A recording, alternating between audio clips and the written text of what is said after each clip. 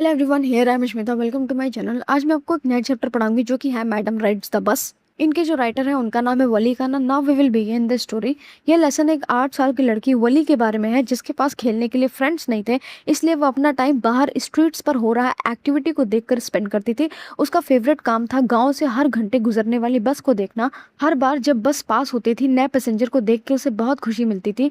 धीरे धीरे उसके अंदर खुद बस में बैठने की ट्रबल विश जानने लगी। जल्द ही ये विश एक स्ट्रॉन्ग डिजायर में बदल गई और उसने डिसाइड किया कि वो अपनी विश को फुलफिल करेगी। उसने अपने नेबर्स की बातें सुनना ध्यान से शुरू करा क्योंकि उसके नेबर्स आए दिन उसी बस से ट्रेवल करते थे। इस प्रोसेस में वो बीच बीच में कुछ क्वेश्चंस भी करती थी कि वो ज्यादा इंफॉर्मेशन कलेक्ट कर सके। ऐसे ही धीरे धीरे वली को पता चल गया कि टाउन उसके गांव से 6 माइल्स दूर है और बस को एक साइड ट्रेवल कंप्लीट करने में लगभग 45 मिनट्स लगते हैं। वन साइड का फेयर 30 पैसा था, इसलिए आना जाना टोटल 60 पैसा पड़ता था। इसीलिए उसने प्लानिंग और रीप्लानिंग स्टार्ट की ताकि वो अपनी मदर के आफ्टरनून नैप के टाइम छुपके से बाहर जा सके और बिना उन्हें पता चले वापस भी आ जाए। फिर उसने पैसे सेव करना स्टार्ट कर दिया और वो बिल्कुल भी आसान नहीं था क्योंकि वो उन पैसे से कैंडी भी खा सकती थी, पेपरमिंट भी खा सकती थी, लेकिन उसने ऐसा नहीं करा क्योंकि उसे अपनी विश पूरी करनी थी बस में बैठने की। फाइनली उसने इनफ पैसे सेव कर लिया और वो 8 साल की ब्रेव लड़की बस में बैठी। उस टाइम बस में ज्यादा भीड़ नहीं थी। वली के घर के बाहर क्या हो रहा है उसको देखना बहुत पसंद था और रोड के बीच में रनिंग काउ का सीन उसके लिए अचानक एक फनी मूवमेंट बन गया। जब वो टाउन पहुंची तो उसने बस से उतरने से मना कर दिया क्योंकि वो अकेले उतरने से डर रही थी। इसीलिए वो दोबारा वापस आती है उसी बस से और वो बहुत ज्यादा एक्साइटेड थी। लेकिन फिर उसने वही काउ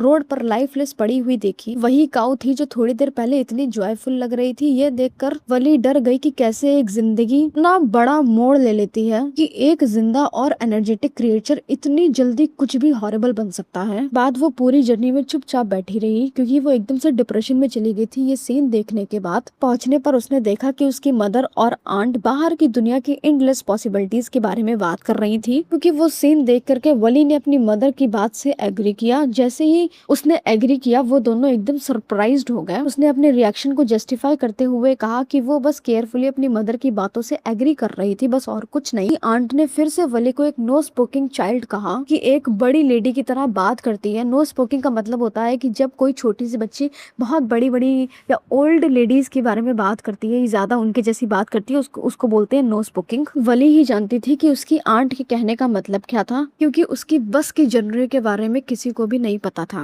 स्टोरी के एंड में वली अपनी बस जर्नी कंप्लीट करके घर वापस आ जाती है। उसने एक सिंपल जर्नी के through real life learning experience बन जाती है। जैसे कि वो शुरू में बहुत ज्यादा एक्साइटेड थी, क्यूरियोसिटी थी, बस राइड लेना चाहती थी, लेकिन रिटर्न में जर्नी में उसका पर्सपेक्टिव चेंज हो जाता है।